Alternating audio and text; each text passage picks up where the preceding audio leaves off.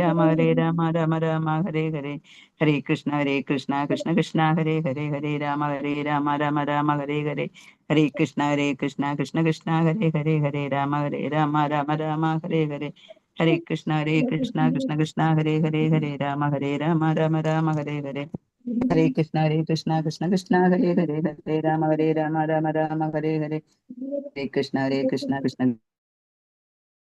Hare Krishna. Hare Krishna Mataji. Thank you Mataji. പ്രണാമം. ഓം നമോ ഭഗവതേ വാസുദേവായ. ഓം നമോ ഭഗവതേ വാസുദേവായ. ഓം നമോ ഭഗവതേ വാസുദേവായ. നാരായണം നമസ്കൃത്യ നരം ചൈവ നരോത്തമം ദേവീം സരസ്വതീം വ്യാസം തതോ ജയമുതിരയേത്. നഷ്ടപ്രായേഷു ഭദ്രേഷു നിത്യം ഭാഗവത സേവയ ഭഗവതേ ഉത്തമ ശ്ലോകേ ഭക്തിർഭവതി നൈഷ്ടകീ. മുഖം കരോതി വാചാലം പങ്കും ലംഘയതേ ഗിരിം യത്കൃപാതമഹം വന്ദേ പരമാനന്ദ മാധവം ശ്രീഗുരും ദൈനതാരിണം ശ്രീചൈതന്യമീശ്വരം. ഉമജ്ഞാനതിമിരാന്തസ്യ ജ്ഞാനാഞ്ജനാശലാകയാ ചക്ഷുരുന്മീലിതം യേന തസ്മൈ ശ്രീഗുരവേ നമഃ. ശ്രീചൈതന്യമനോഭീഷ്ടം സ്ഥാപിതം യേന ഭൂതലേ സ്വയം രൂപകഥാമഹ്യം ദദാതി സോപദാന്തികം. വന്ദേഹം ശ്രീഗുരോ ശ്രീയുതപദകമലം ശ്രീഗുരോൻ വൈഷ്ണവാം ച ശ്രീരൂപം സാഗ്രജാതം സഹഗണ രഘുനാഥാന്വിതം തം സജീവം സാദൈതം സാവധൂതം പരിജന സഹിതം കൃഷ്ണ ചൈതന്യ ദേവം ശ്രീരാധാ കൃഷ്ണ പാദാൻ സഹഗണ ലളിത ശ്രീ വിശാഖാന്വിതാംശ. ഹേ കൃഷ്ണ കരുണാ സിന്ധോ ദീനബന്ധോ ജഗത്പദേ ഗോപേശ ഗോപികാ കാന്ത രാധാകാന്ത നമോസ്തുതേ.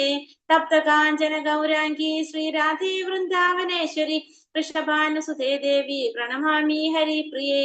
വാഞ്ചാകൽപതരൂപേശ്ച കൃപാ സിന്ധുഭ്യേവ ച പതിതാനാം പാവനേഭ്യോ വൈഷ്ണവേഭ്യോ നമോ നമഃ. നമോ വിഷ്ണുപാദായ കൃഷ്ണപ്രേഷ്ഠായ ഭൂതലെ ശ്രീമതേ ഭക്തിവേദാന്ത സ്വാമിനിധി നാമിനെ. നമസ്തേ സാരസ്വതേ ദേവേ ഗൗരവാണി പ്രചാരിണേ നിർവിശേഷ ശൂന്യവാദി പാശ്ചാത്യദേശധാരിണേ. ജയ ശ്രീ കൃഷ്ണ ചൈതന്യ പ്രഭു നിത്യാനന്ദ ശ്രീ അദ്വൈത ഗദാധര ശ്രീവാസാദി ഗൗര ഭക്തവൃന്ദ. ഹരേ കൃഷ്ണ കൃഷ്ണ കൃഷ്ണ ഹരേ ഹരേ ഹരേ രാമ രാമ രാമ ഹരേ ഹരേ. ഹരേ കൃഷ്ണ. ശ്രീ ശ്രീ രാധാ ഗോവിന്ദ് ടെമ്പിൾ ഇസ്കോൺ മാംഗ്ലൂരിന്റെ ഭക്തിശാസ്ത്രി ക്ലാസ്സിലേക്ക് എല്ലാവർക്കും സ്വാഗതം. ഹരേ കൃഷ്ണ. എല്ലാവർക്കും പ്രണാമം. സർവം കൃഷ്ണാർപ്പണമസ്തു. കൃഷ്ണ. എല്ലാവർക്കും പ്രണാമം. അപ്പൊ നമ്മളിന്ന് ഭക്തിശാസ്ത്രി പുതിയ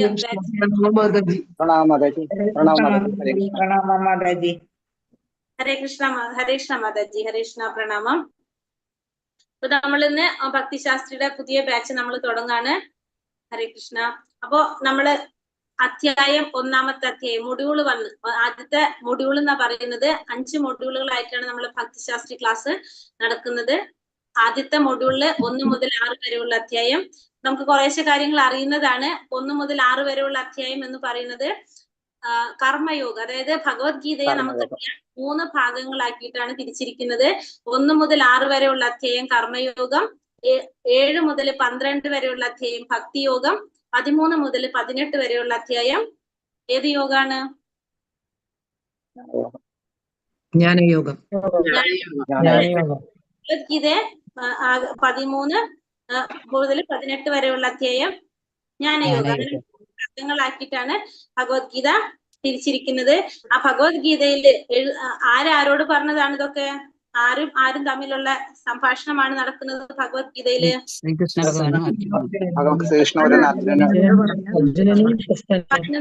അർജുനനും ഭഗവാനും തമ്മിലുള്ള സംഭാഷണമാണ് നടക്കുന്നത്. അപ്പൊ അതില് അർജുനന് ഭഗവാൻ ഉപദേശിക്കുകയാണ്, ഭഗവത്ഗീത ഉപദേശിക്കുന്നതാണ് അല്ലെ. അപ്പൊ എങ്ങനത്തെ ഒരു സാഹചര്യത്തിലാണ് അർജുനന് ഭഗവാൻ ഭഗവത്ഗീത ഉപദേശിക്കുന്നത്?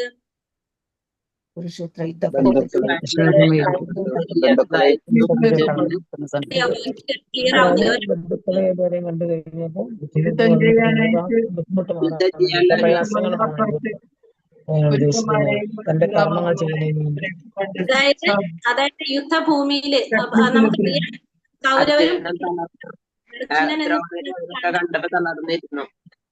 അർജുനൻ പാണ്ഡവ പക്ഷത്തുള്ളതും പിന്നെ ദുര്യോധന. അപ്പൊ കൗരവരും പാണ്ഡവരും ഇവര് തമ്മില് രാജ്യത്തിന് വേണ്ടിയിട്ട് അർജുനൻ അവകാശപ്പെട്ട രാജ്യം, പാണ്ഡവർക്ക് അവകാശപ്പെട്ട രാജ്യം കൊടുക്കാൻ ആര് തയ്യാറായില്ല? ദുര്യോധനൻ തയ്യാറാകുന്നില്ല. തീരത്തില് ഭഗവാൻ സന്ധി സംഭാഷണത്തിന് പോയി ഒന്നും ഭരിച്ചില്ല.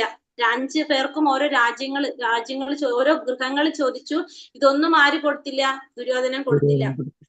സമയത്താണ് യുദ്ധം വേണ്ടത്, ആവശ്യമാണെന്ന് തോന്നുന്നതും യുദ്ധം ചെയ്യുന്നതും. അങ്ങനെ ആ യുദ്ധത്തിന് ഒരുങ്ങി നിൽക്കുമ്പോ രണ്ടു കൂട്ടരുടെ സൈന്യത്തിലുള്ളവരെ നോക്കിയപ്പോ അർജുനൻ കാണുകയാണ് തന്റെ ബന്ധുക്കളും സുഹൃത്തുക്കളും തന്റെ അഭ്യുതകാംക്ഷികളെല്ലാമാണ് ആര് യുദ്ധത്തിന് വന്ന് എതിർവശത്ത് നിൽക്കുന്നത്. അപ്പൊ അവരൊക്കെ കണ്ടപ്പോ പകച്ചു നിന്നിട്ട് ആ യുദ്ധഭൂമിയിൽ പകച്ചു നിൽക്കാൻ അർജുനൻ യുദ്ധം ചെയ്യാനായിട്ട് പ്രയാസപ്പെട്ടുകൊണ്ട്. കാരണം ഭീഷ്മ പിതാമഹൻ, പിന്നെ ആരാണ്? ദ്രോണാചാര്യര്. ദ്രോണാചാര്യര് എന്ന് വെച്ചിട്ടുണ്ടെങ്കിൽ അർജുനന്റെ ഗുരുവാണ്. എത്രയും പ്രിയപ്പെട്ടതാണ് അർജുനൻ ദ്രോണാചാര്യർക്ക്. പിന്നെ ഭീഷ്മദേവൻ എന്ന് വെച്ചിട്ടുണ്ടെങ്കിൽ അവരുടെ അച്ഛൻ വളരെ ചെറുപ്പത്തിലെ തന്നെ, ഇവർ ചെറുതായിരിക്കുമ്പോ തന്നെ മരണപ്പെട്ടതാണ്. ഇവരെ വളർത്തി വലുതാക്കിയതും ആ സ്നേഹമെല്ലാം ആരിൽ നിന്നാണ് അവർക്ക് കിട്ടിയിട്ടുള്ളത്? പിതാമഹനായിട്ടുള്ള ഭീഷ്മനാണ്. ഇവരെയൊക്കെയാണ് അർജുനൻ വധിക്കേണ്ടി വരുന്നത് എന്ന് ആലോചിച്ചിട്ട് ആ പകച്ചു നിൽക്കുന്ന സമയത്താണ് ഭഗവാൻ അർജുനന് ഭഗവത്ഗീത ഉപദേശിച്ചു കൊടുക്കുന്നത്. അപ്പോ ആ ഭഗവത്ഗീത എന്ന് പറയുന്നത് വെറുതെ നമ്മൾ പഠിക്കേണ്ട ഒരു പുസ്തകമല്ല. നമുക്ക് ആ അർജുനന്റെ ആ സിറ്റുവേഷൻ, അതായത് നമുക്ക് എന്ത് ചെയ്യാൻ സാധിക്കും, നമ്മള് അങ്ങനത്തെ ഒരു സാഹചര്യം നമ്മളെ മുന്നിൽ നിൽക്കുമ്പോൾ നമുക്ക് എന്ത് ചെയ്യണം എന്ന് തീരുമാനം എടുക്കാൻ പറ്റാത്തൊരവസ്ഥ നമുക്ക് വന്ന് നിൽക്കുമ്പോ നമ്മൾക്ക് എന്ത് സഹായകമാകും? എപ്പോഴും ഭഗവത്ഗീത. കാരണം ആ ഭഗവത്ഗീത എന്ന് പറഞ്ഞ അടിസ്ഥാന ഗ്രന്ഥം എന്ന് പറയുന്നത് നമുക്ക് നമ്മുടെ ജീവിതത്തിന്റെ ലൈഫ് മാനുവലാണെന്ന് നമ്മൾ പറയുന്നത് അല്ലെ. ഭഗവത്ഗീത എന്ന് പറയുന്നത് മനുഷ്യരാശിയുടെ ലൈഫ് മാനുവലാണ്. നമ്മളെ ജീവിതത്തിൽ പകച്ചു നിൽക്കുന്ന പല സന്ദർഭങ്ങളും നമുക്കുണ്ടാകാം. അപ്പൊ നമ്മളിത് വെറുതെ പഠിച്ചു തള്ളിക്കളയുന്ന ഒരു പുസ്തകമല്ല, ഒരു ഗ്രന്ഥമല്ല എന്ത് ഭഗവത്ഗീത എന്ന് പറയുന്നത്. ഭഗവാൻ നൽകുന്ന ഉപദേശങ്ങൾ, നമുക്ക് ഓരോരുത്തർക്കും ഭഗവാൻ നൽകുന്ന ഉപദേശങ്ങളാണ് അതിലുള്ളത്. കാരണം നമ്മുടെ ജീവിതത്തിൽ ഉണ്ടാകുന്ന പല സാഹചര്യങ്ങളിലും നമുക്ക് ആ ജീവിതത്തെ തരണം ചെയ്യാനായിട്ട്, ഇപ്പൊ നമ്മള് ഭക്തിയിൽ വന്നു ഭഗവാന്റെ നാമം ജപിക്കാൻ തുടങ്ങിയ നമുക്ക് ഉണ്ടാകുന്ന പ്രശ്നങ്ങളൊന്നും ഇല്ലാതാകുന്നില്ല അല്ലെ. നമ്മളെ ജീവിതത്തിൽ നമ്മൾ ചെയ്ത കർമ്മത്തിന്റെ ഫലങ്ങൾ നമ്മൾ അനുഭവിച്ചേ പറ്റൂ.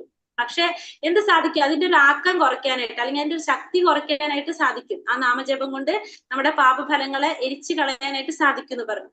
പിന്നെ നമുക്ക് കിട്ടുന്നത്, നമുക്കതിനെ തരണം ചെയ്യാനായിട്ട്, അല്ലെങ്കിൽ നമുക്കതിനെ ഫേസ് ചെയ്യാനുള്ള ഒരു ശക്തി നമുക്ക് എന്തിൽ കിട്ടും? ഈ ഭഗവത്ഗീത, ഭഗവാന്റെ ഉപദേശങ്ങൾ പഠിക്കുന്നതിലൂടെ നമുക്ക് കിട്ടും അല്ലെ. ഭഗവത്ഗീത പഠിക്കുന്നു, നാമം ജപിക്കുമ്പോൾ നമ്മളെ ജീവിതത്തിൽ ഉണ്ടാകുന്ന പല പ്രശ്നങ്ങളും നമുക്ക് തരണം ചെയ്യാനായിട്ട് സാധിക്കും. അല്ലെങ്കിൽ നമുക്കത് സഹിക്കാൻ, ഭഗവാൻ പറഞ്ഞിട്ടുള്ളത് അങ്ങനെയാണ് അർജുനന്റെ അടുത്ത്. എന്താണ്? സഹിക്കാൻ പഠിക്കണം എന്നാ പറഞ്ഞതല്ല അതും അല്ലെ. സഹിക്കാൻ പഠിക്കണം എന്ന് പറഞ്ഞു. അപ്പൊ നമുക്ക് അതിനുള്ള ശക്തി നമുക്ക് എന്തിലൂടെ കിട്ടും? ഭഗവത്ഗീത പഠിക്കുന്നതിലൂടെ. അപ്പൊ ഭഗവത്ഗീത നമ്മളൊരു സർട്ടിഫിക്കറ്റിന് വേണ്ടിയിട്ടല്ല ഈ ഭക്തിശാസ്ത്രി കോഴ്സ് പഠിക്കുന്നത്. ഭഗവത്ഗീത കുറച്ചുകൂടി നന്നായിട്ട് പഠിക്കാൻ വേണ്ടിയിട്ടാണ് നമ്മൾ ഇത് പഠിക്കുന്നത്. ആ രീതിയിലായിരിക്കണം നമ്മൾ ഈ കോഴ്സ് എടുക്കുന്നത്. പിന്നെ അതിനൊരു വാല്യൂ ഉണ്ട്. ആ സർട്ടിഫിക്കറ്റ് എന്ന് വെച്ചിട്ടുണ്ടെങ്കിൽ വളരെ വാല്യൂ ഉള്ള ഒരു സർട്ടിഫിക്കറ്റ് ആണ് ഭക്തിശാസ്ത്രി കോഴ്സിന്റെ സർട്ടിഫിക്കറ്റ് എന്ന് പറഞ്ഞാൽ. അതിനെ നമ്മൾ ആ രീതിയിൽ തന്നെ കാണാം. പക്ഷെ മെയിൻ ആയിട്ടുള്ള ഉദ്ദേശം നമ്മളെ ജീവിതത്തിൽ അത് പ്രാവർത്തികമാക്കാൻ, മറ്റുള്ളവർക്ക് അത് അതേപടി പറഞ്ഞു കൊടുക്കാൻ നമ്മൾ ശ്രമിക്കുക. നമുക്ക് പറ്റാവുന്ന രീതിയിൽ ഭഗവാന്റെ ഗുരുവിന്റെ കാരുണ്യത്തോടെ നമുക്കത് പറഞ്ഞു കൊടുക്കാനായിട്ട് സാധിക്കുക എന്നുള്ളതാണ്. നമുക്ക് ഭക്തിശാസ്ത്രി കോഴ്സ് കഴിയുന്നതിന് മുന്നേ നിങ്ങൾ എല്ലാവരും ദീക്ഷയിലേക്ക് പോകാനായിട്ട് പറ്റട്ടെ എന്ന് വിചാരിക്കാം നമുക്ക്. കാരണം അതുകൂടി ചെയ്താലേ നമുക്കത് പറഞ്ഞു കൊടുക്കാൻ സാധിക്കുള്ളൂ എല്ലാവർക്കും. ആ ഒരു രീതിയിലും കൂടി നമുക്ക് പോകാനായിട്ട് ശ്രമിക്കാം. ഹരേ കൃഷ്ണ. അപ്പൊ നമ്മൾ ഭഗവത്ഗീതയിൽ നമുക്കറിയാം 3 ഭാഗങ്ങളാക്കിയിട്ട് തിരിച്ചിരിക്കുന്നത്. ഫസ്റ്റത്തെ പറഞ്ഞത് കർമ്മയോഗം, രണ്ടാമത്തെ യോഗം, മൂന്നാമത്തെ ഭാഗം ജ്ഞാനയോഗം. 700 ശ്ലോകങ്ങളാണ് ഭഗവത്ഗീതയിലുള്ളത്. ആകെ 700 ശ്ലോകങ്ങള്. ഭഗവത്ഗീതയിൽ പ്രധാനമായിട്ടും ചർച്ച ചെയ്യപ്പെടുന്നത് 5 വിഷയങ്ങളാണ് അതിൽ പ്രധാനമായിട്ടും പറയുന്നത്. എന്തിനെ കുറിച്ചൊക്കെയാണ് പറയുന്നത്? ഭൗതിക പ്രകൃതിയെ കുറിച്ച് പറയുന്നു, കാലത്തെ കുറിച്ച് പറയുന്നു, കർമ്മത്തെ കുറിച്ച് പറയുന്നു, ജീവാത്മാവിനെ കുറിച്ച് പറയുന്നു, പരമാത്മാവിനെ കുറിച്ച് പറയുന്നു. 5 കാര്യങ്ങളാണ് മെയിൻ ആയിട്ട് ഭഗവത്ഗീതയിൽ ചർച്ച ചെയ്യപ്പെടുന്നത്. പ്രധാന വിഷയങ്ങൾ എന്ന് പറയുന്നത് ഈശ്വരൻ, അതായത് പരമാത്മാവ്, പിന്നെ ജീവാത്മാവ്, പിന്നെ കാലം, കർമ്മം, പ്രകൃതി. ഈ 5 കാര്യങ്ങളാണ് ചർച്ച ചെയ്യുന്നത്. പ്രകൃതി എന്ന് പറയുന്നത് ഈ ഭൗതിക പ്രകൃതി, കർമ്മം എന്ന് പറയുന്നത് നമ്മൾ ഓരോരുത്തരും ചെയ്യുന്ന പ്രവർത്തികള്, പിന്നെ കാലം എന്ന് പറയുന്നത് ഈ പ്രകൃതിയിൽ നമ്മൾ നിൽക്കുന്ന ഒരു പീരീഡ് ഉണ്ട്, ഒരു സമയമുണ്ട്, അതിനാണ് കാലം എന്ന് പറയുന്നത്. പിന്നെ ഭഗവാനെ കുറിച്ച്, പരമാത്മാവായിട്ടുള്ള പരമ നിയന്താവായിട്ടുള്ള ഭഗവാൻ ശ്രീകൃഷ്ണനെ കുറിച്ചും, പിന്നെ ജീവാത്മാവിനെ കുറിച്ചും, ഭഗവാന്റെ അംശമായിട്ടുള്ള ആ ജീവാത്മാക്കളെ കുറിച്ചുമാണ് ഇതിൽ പറയുന്നത്, ഈ അധ്യായത്തില് ഭഗവത്ഗീതയില് പറയുന്നത്. അപ്പൊ ഭഗവത്ഗീത 1-ാം അധ്യായത്തിന്റെ പേര് കുരുക്ഷേത്ര യുദ്ധകളത്തിലെ സൈന്യ നിരീക്ഷണം എന്നാണ് ശ്രീല പ്രഭുപാദർ കൊടുത്തിരിക്കുന്നത്. അല്ലാതെ ഒരു പേര് നമ്മൾ ശരിക്കും എന്താണ് പേര്? ഫസ്റ്റത്തെ 1-ാമത്തെ അർജുന വിഷാദ യോഗം. ഈ 2 പേരും അതിന് യോജിച്ച പേരുകൾ തന്നെയാണ്. കാരണം പകുതി അർജുനന്റെ വിഷാദത്തെ കുറിച്ചും പിന്നെ പകുതി അർജുനന്റെ യുദ്ധ നിരീക്ഷണമാണ് നമ്മൾ ആ അധ്യായത്തിൽ കാണുന്നത്. അപ്പൊ ഒന്നാമത്തെ അധ്യായത്തിലേക്ക് നമുക്ക് പോകാം. ഈ പറഞ്ഞ കാര്യങ്ങൾ നിങ്ങൾക്ക് എന്തെങ്കിലും സംശയം ഉണ്ടോ ഇപ്പൊ ഈ പറഞ്ഞത്? ഇല്ല. 5 പോയിന്റ് ഒന്നുകൂടി പറയാ. പ്രധാന വിഷയങ്ങൾ 5 5 വിഷയങ്ങള്: പരമാത്മാവ്, അതായത് ഭഗവാൻ ശ്രീകൃഷ്ണൻ, ജീവാത്മാവ്, പരമാത്മാവ്, കാലം, കർമ്മം, പ്രകൃതി.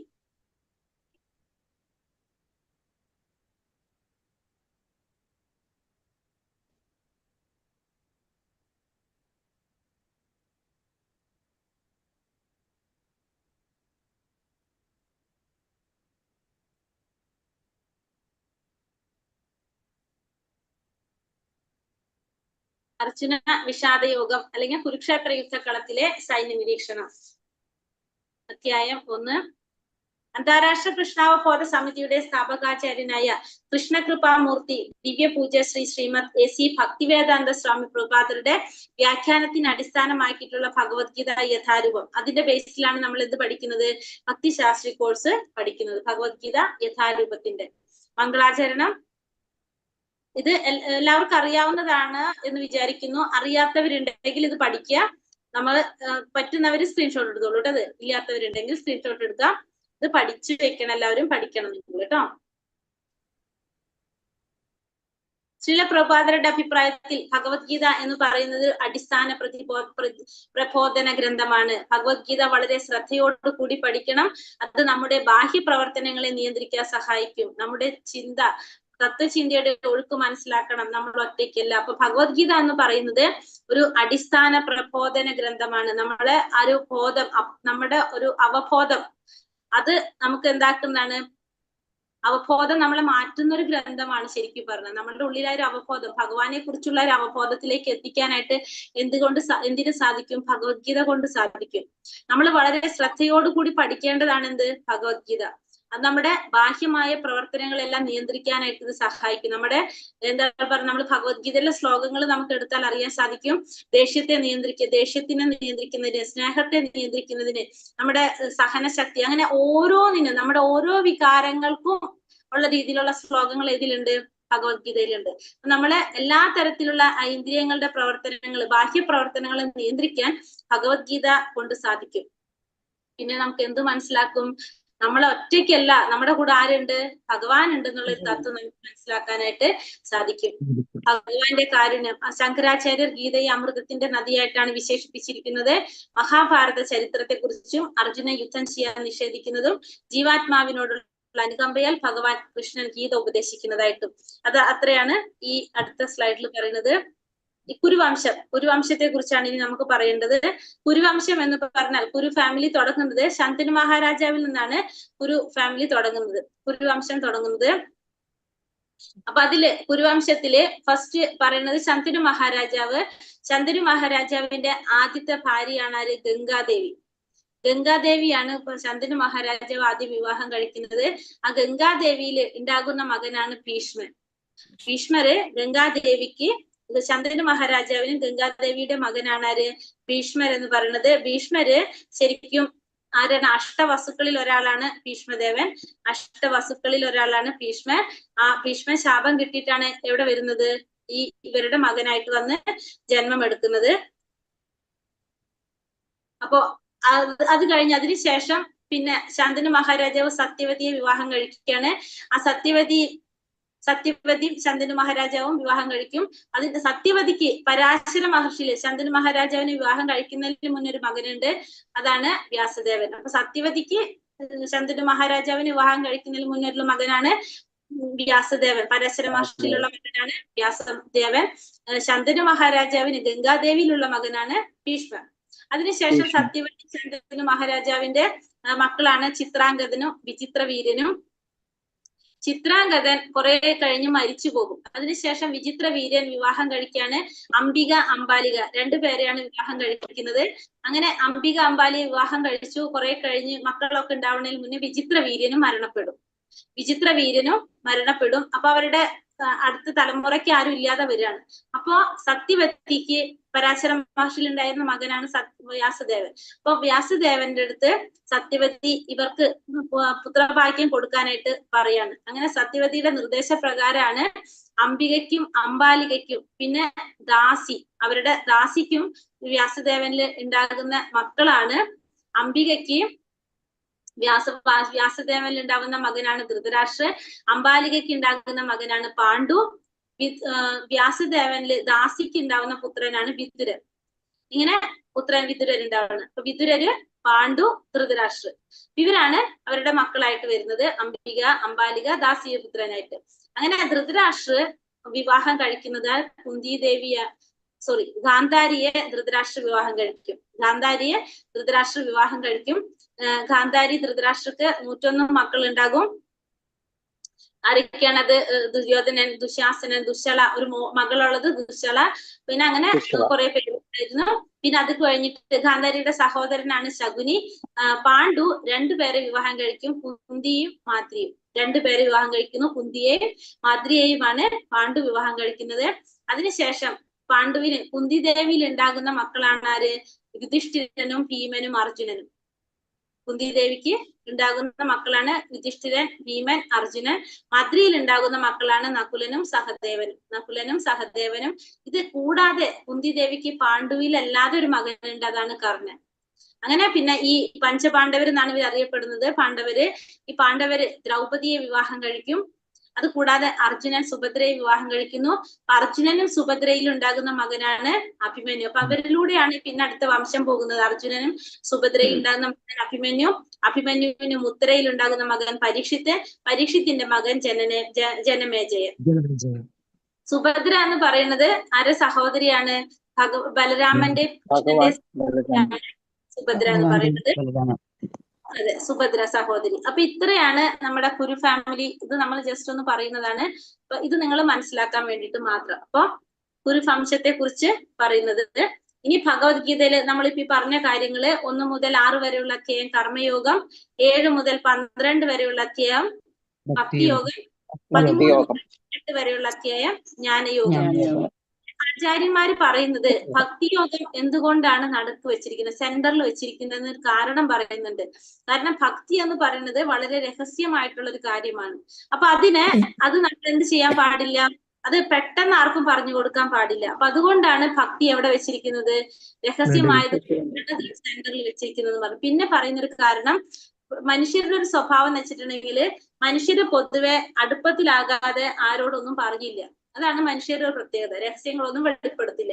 അതുകൊണ്ട് കർമ്മയോഗത്തിന്റെ താർക്കികം കഴിഞ്ഞിട്ടാണ് എന്ത് പറഞ്ഞിരിക്കുന്നത്, ഭക്തിയോഗത്തെ കുറിച്ച് പറഞ്ഞിരിക്കുന്നത്. പിന്നെ വേറൊരു കാരണം കൂടി പറയുന്നത്, ഏറ്റവും ഒരു പ്രധാനപ്പെട്ട ഒരു വ്യക്തി, ഇപ്പൊ ഒരു പ്രധാനമന്ത്രിയാകാം, ഒരു രാജാവാകാം, അവരൊക്കെ യാത്ര ചെയ്യുമ്പോൾ അവർക്ക് എന്തുണ്ടാവും, 2 സൈഡ് എസ്കോർട്ട് ഉണ്ടാവും. അതായത് അവർ സെന്ററിലായിരിക്കും, ഫ്രണ്ടിലും വണ്ടികൾ ഉണ്ടാവും, ബാക്കിലും വണ്ടികൾ ഉണ്ടാവും. അതേപോലെ തന്നെയാണ് എന്ത്, ഭക്തിയോഗം. ഭക്തിയോഗത്തിന് കർമ്മയോഗം ഫ്രണ്ടിലുണ്ട്, ജ്ഞാനയോഗം ബാക്കിലുണ്ട്. അപ്പൊ ഇത് രണ്ടും ഇല്ലാതെ എന്താവില്ല ഭക്തിയോഗം എന്ന് പറയുന്നത്. അപ്പൊ ജ്ഞാനയോഗം ഉണ്ട്, കർമ്മയോഗം ഉണ്ട്. കർമ്മയോഗത്തിലൂടെ നമുക്ക് ഭക്തിയിലെത്താൻ സാധിക്കും, ജ്ഞാനയോഗത്തിലൂടെ നമുക്ക് ഭക്തിയിലെത്താനായിട്ട് സാധിക്കും. ഇവിടെ എന്തിനും ജീവനില്ല എന്ന് പറയുന്നത്. ഭക്തി ഇല്ലാതെ കർമ്മയോഗത്തിനും ജ്ഞാനയോഗത്തിനും ജീവനില്ല. അപ്പൊ രണ്ടിനും ജീവൻ നൽകുന്നത് എന്ത് തന്നെയാണ്, ഭക്തിയോഗമാണ്. കാരണം കർമ്മയോഗത്തിലൂടെ എത്തണം, ഭക്തിയിലേക്ക് എത്തണം, ജ്ഞാനയോഗത്തിലൂടെ ഭക്തിയിലേക്ക് എത്തണം. കാരണം ഭഗവാനെ പ്രാപിക്കണമെങ്കിൽ നമുക്ക് ഏതിലൂടെ സാധിക്കുള്ളൂ, ഭക്തിയിലൂടെ സാധിക്കുള്ളൂ. ഭക്തിയോഗമാണ് എന്ന് പറയാൻ കാരണം ഭക്തിയിലൂടെ മാത്രമേ ഭഗവാനെ പ്രാപിക്കാനായിട്ട് സാധിക്കുകയുള്ളൂ. അപ്പൊ കർമ്മയോഗം ചെയ്ത് നമുക്ക് എവിടേക്ക് എത്തണം, ഭക്തിയിലേക്ക് എത്തണം. ജ്ഞാനയോഗത്തിലൂടെ നമ്മൾ ഭക്തിയിലേക്ക് എത്തണം. കാരണം ഭഗവാന്റെ അടുത്തേക്ക് പ്രവേശിക്കാനുള്ള ഒരേ ഒരു വഴി മാത്രമാണ് ഭക്തി മാത്രമാണ്. അതുകൊണ്ടാണ് അതിന് ഭക്തി ഇല്ലാതെ ജീവനില്ലാതെ പറയുന്നത്. പിന്നെ ശ്രീലപ്രഭുപാദരുടെ വ്യാഖ്യാനം, ഈ ഭഗവത്ഗീത യഥാരൂപം വ്യാഖ്യാനം 4 വൈഷ്ണവരുടെ ഗ്രന്ഥങ്ങളുടെ അടിസ്ഥാനമാക്കിയിട്ടാണ് എടുത്തിരിക്കുന്നത്. ശ്രീല ബലദേവ് വിദ്യാഭൂഷൺ, ശ്രീല വിശ്വനാഥ് ചക്രവർത്തി ഠാക്കൂർ, ശ്രീധര സ്വാമി, ശ്രീപാദാസ് രാമാനുജാചാര്യ. ഈ 4 വൈഷ്ണവരുടെ ഗ്രന്ഥങ്ങളുടെ അടിസ്ഥാനമാക്കിയിട്ടാണ് ഈ വ്യാഖ്യാനം തയ്യാറാക്കിയിരിക്കുന്നത്. ഭഗവത്ഗീതയിൽ 700 ശ്ലോകങ്ങൾ, അതിൽ 574 ശ്ലോകങ്ങളാണ് ഭഗവാൻ കൃഷ്ണൻ പറഞ്ഞിരിക്കുന്നത്. 84 ശ്ലോകങ്ങൾ അർജുനൻ പറഞ്ഞിരിക്കുന്നു. 41 ശ്ലോകങ്ങൾ സഞ്ജയനും. ധൃതരാഷ്ട്ര ഒരേ ഒരു ശ്ലോകം മാത്രമാണ് ധൃതരാഷ്ട്ര പറഞ്ഞിരിക്കുന്നത്. അങ്ങനെ ടോട്ടലി 700 ശ്ലോകങ്ങളാണ് ഭഗവത്ഗീതയില് ഉള്ളത്. ഒന്നാമത്തെ ഭാഗത്തില് 1 മുതൽ 22 ഭാഗങ്ങളാക്കിയിട്ടാണ് ഇത് തിരിച്ചിരിക്കുന്നത്. ഇവിടെ പറഞ്ഞിരിക്കുന്നത് ഒന്നാമത്തതില് 1 മുതൽ 27 വരെ ശ്ലോകങ്ങള് യുദ്ധത്തിനുള്ള തയ്യാറെടുപ്പുകളെ കുറിച്ചും 28 മുതൽ 46 വരെ അർജുനന്റെ സംശയങ്ങളെ കുറിച്ചുമാണ് ഇവിടെ പറയുന്നത്. 27 വരെ യുദ്ധത്തിനുള്ള തയ്യാറെടുപ്പ്, പിന്നെ അർജുനന്റെ സംശയങ്ങൾ, അങ്ങനെയാണ് രണ്ടായിട്ട് ഇവിടെ തിരിച്ചിരിക്കുന്നത്. അപ്പൊ 1 മുതൽ 27 വരെ യുദ്ധത്തിനുള്ള തയ്യാറെടുപ്പില് 1 മുതൽ 13 വരെയുള്ള ശ്ലോകങ്ങളില് പാണ്ഡവരുടെയും കുരു സൈന്യങ്ങളുടെയും ആപേക്ഷിക പോരാട്ട വീര്യത്തെ, ദുര്യോധന വിജയത്തിനെ കുറിച്ച് സഞ്ജയൻ ധൃതരാഷ്ട്രോട് പറയുന്നത് ഇത് നമുക്ക് എടുക്കുമ്പോൾ നോക്കാം. ഒന്നാമത്തെ ഭാഗം യുദ്ധത്തിനുള്ള തയ്യാറെടുപ്പ്. ഒന്നാമത്തെ ഭാഗം കുരുക്ഷേത്ര യുദ്ധക്കളത്തിലെ സൈന്യ നിരീക്ഷണം. ഒന്നാമത്തെ ശ്ലോകം എന്ന് പറയുന്നത് കുരുക്ഷേത്ര യുദ്ധക്കളത്തിലെ സൈന്യ നിരീക്ഷണത്തിലെ ഒന്നാമത്തെ ശ്ലോകം എന്ന് പറയുന്നത് ധൃതരാഷ്ട്രയുടെ ചോദ്യത്തോടെയാണ് നമ്മൾ ഭഗവത്ഗീത തുടങ്ങുന്നത്. ഭഗവത്ഗീത ആരംഭിക്കുന്നത് ധൃതരാഷ്ട്രയുടെ ചോദ്യം, സഞ്ജയനോടുള്ള ധൃതരാഷ്ട്ര ചോദ്യത്തോടു കൂടിയാണ് ഭഗവത്ഗീത തുടങ്ങുന്നത്. അപ്പൊ ഒന്നാമത്തേതില് മെയിൻ ആയിട്ട് പറയുന്ന കാര്യങ്ങള് എന്താണെന്നാണ് നമുക്ക് നോക്കാനുള്ളത്. അപ്പൊ ഒന്നാമത്തെ ശ്ലോകം നോക്കാം. ഇതില് ശ്ലോകങ്ങൾ ഇല്ല സ്ലൈഡില് ഇല്ല, കാരണം നമ്മളിപ്പോ കോളേജ് ലെവലായി, അപ്പൊ അതുകൊണ്ട് ശ്ലോകങ്ങള് ഉണ്ടാവില്ല ഇതില്. പക്ഷെ നമുക്ക് അതും കൂടി പറഞ്ഞിട്ട് പോകാം. നമ്മളിപ്പോ ഒന്നിൽ പഠിപ്പിക്കുന്ന പോലെയല്ലല്ലോ 10ൽ പഠിപ്പിക്കുക, 10ൽ പഠിപ്പിക്കുന്ന പോലെയല്ല കോളേജിൽ പഠിപ്പിക്കുക. അതാണ് ആ വ്യത്യാസം വരുന്നത്. സ്ലൈഡിലും അതിന്റെ മാറ്റം നമുക്ക് കാണാം. ഹരേ കൃഷ്ണ. അപ്പൊ ഒന്നാമത്തെ ശ്ലോകം ധർമ്മക്ഷേത്രേ കുരുക്ഷേത്രേ. ഹരേ കൃഷ്ണ. ഓം നമോ ഭഗവതേ വാസുദേവായ. ധൃതരാഷ്ട്ര ഉവാച ധർമ്മക്ഷേത്രേ കുരുക്ഷേത്രേ സമവേതായുത്സവ സഞ്ജയ. ഇവിടെ ഒന്നാമത്തെ ശ്ലോകത്തിൽ എന്ന് പറഞ്ഞ ധർമ്മക്ഷേത്രേ കുരുക്ഷേത്രേ സമവേതായുത്സവ മാമകാ പാണ്ഡവശ്ചൈവ കിമ കുർവത സഞ്ജയ. ഇവിടെ ഒന്നാമത്തെ ശ്ലോകത്തിൽ പറയുന്നത് ധൃതരാഷ്ട്ര ചോദിക്കുകയാണ്, ഹേ സഞ്ജയ, പുണ്യസ്ഥലമായ കുരുക്ഷേത്രത്തിൽ യുദ്ധോത്സുകരായി ഒന്നിച്ചുകൂടിയ എന്റെ മക്കളും പാണ്ഡുപുത്രരും എന്ത് ചെയ്തു? യുദ്ധത്തിനായി ഒന്നിച്ചു കൂടിയിട്ടുള്ള എന്റെ മക്കളും പാണ്ഡുപുത്രരും എന്ത് ചെയ്തു എന്നാണ് ധൃതരാഷ്ട്ര സഞ്ജയനോട് ചോദിക്കുന്നത്. അപ്പോ ഒന്നാമത്തെ ശ്ലോകത്തോടു കൂടി, അതായത് ധൃതരാഷ്ട്ര ചോദ്യത്തോടു കൂടിയാണ് ഭഗവത്ഗീത ആരംഭിക്കുന്നത്. ഈ ശ്ലോകത്തില് കുറച്ച് കാര്യങ്ങൾ മെയിൻ ആയിട്ട് പറയുന്നത്, ഒന്നാമത്തത് ധൃതരാഷ്ട്രയുടെ ചോദ്യം. ഒന്നാമത്തെ വരുന്നത് ധൃതരാഷ്ട്ര ചോദ്യമാണ് അതിൽ മെയിൻ പോയിന്റ് പറയുന്നത്. ആ ചോദ്യത്തിന്റെ പ്രത്യേകത എന്താണ്? മാമക പാണ്ഡവാശ്ചൈവ കിമ കുർവത സഞ്ജയ. മാമക. അപ്പോൾ മാമക എന്ന പദത്തിന്റെ പ്രാധാന്യം ഏത് ശ്ലോകത്തിലുണ്ട്? ഒന്നാമത്തെ ശ്ലോകത്തിൽ പറയുന്നുണ്ട്. പിന്നെന്താണ്? ധർമ്മക്ഷേത്രേ കുരുക്ഷേത്രേ. ധർമ്മക്ഷേത്രേ കുരുക്ഷേത്രേ എന്ന് പറഞ്ഞാല് ആ കുരുക്ഷേത്ര ഭൂമി ധർമ്മഭൂമിയാണെന്നും കൂടി നമുക്ക് ഏതില് പറഞ്ഞു തരുന്നുണ്ട്? ഒന്നാമത്തെ ശ്ലോകത്തിൽ പറഞ്ഞു തരുന്നുണ്ട്. അപ്പൊ ഒന്നാമത്തെ ശ്ലോകത്തിൽ പറയുന്ന മെയിൻ പോയിന്റ്സ് എന്ന് പറയുന്നത്, ഒന്ന് ധൃതരാഷ്ട്ര ചോദ്യം എന്താണ്? മാമക പാണ്ഡവാശ്ചൈവ കിമ കുർവത സഞ്ജയ. രണ്ടാമത്തെ കാര്യം പറയുന്നത് എന്താണ്? ധർമ്മക്ഷേത്രേ കുരുക്ഷേത്രേ. ആ ധർമ്മക്ഷേത്രമാണ് എന്ത്? കുരുക്ഷേത്ര ഭൂമി ധർമ്മഭൂമിയാണ്. പിന്നെ മാമക എന്ന് പറഞ്ഞാൽ എന്താർത്ഥം? എന്റെ മക്കള് എന്ന ആ പദത്തിന്റെ പ്രാധാന്യത്തെ കുറിച്ചും ഇതിൽ പറയുന്നുണ്ട്. അപ്പൊ ഈ 3 കാര്യങ്ങളാണ് നമുക്ക് എന്തിൽ പറയുന്നത്? ഒന്നാമത്തെ ശ്ലോകത്തിൽ പറയുന്നത്. ഒന്നാമത്തെ ശ്ലോകത്തിൽ മെയിൻ ആയിട്ട് പറയുന്ന പോയിന്റ് അപ്പൊ ഇവിടെ എന്താണ്? ഒന്ന് ധർമ്മക്ഷേത്രേ കുരുക്ഷേത്ര. ധൃതരാഷ്ട്ര ചോദ്യം എന്തായിരുന്നു? എന്റെ മക്കളും പാണ്ഡുപുത്രരും എന്ത് ചെയ്തു? അതായത് ഒരേ കുടുംബത്തിൽപ്പെട്ടവരാണ് ആര്? ധൃതരാഷ്ട്രയുടെയും പാണ്ഡവരുടെയും മക്കള്. 2 കൂട്ടർ ചേട്ടന്റെയും അനിയന്റെയും മക്കളാണ്. പക്ഷെ ധൃതരാഷ്ട്ര മനോഭാവം എന്താണ് ഇവിടെ വ്യക്തമാക്കുന്നത്? മനഃപൂർവ്വം തന്റെ മക്കളെ മാത്രം ആരായിട്ട് കാണാണ്? ഈ കുരുവംശത്തിന്റെ കൗരവരായിട്ട് അവകാശപ്പെടാണ്. പാണ്ഡവർക്ക് അത് നിഷേധിക്കുകയാണ് ചെയ്യുന്നത്. അതാണ് ഇവിടെ ആ തന്റെ മക്കൾക്ക് എന്ത് സംഭവിച്ചു? മാമക എന്ന് പറയുന്നതിന്റെ പ്രാധാന്യം അവിടെ പറയുന്നതാണ്.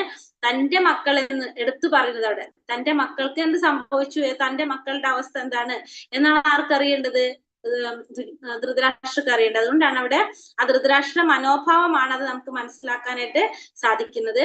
പിന്നെ പറയുന്നത് ധർമ്മക്ഷേത്രത്തിന്റെ പ്രാധാന്യം. ആ ധർമ്മക്ഷേത്രം എന്ന് പറയുന്നത് എങ്ങനെയാണ്?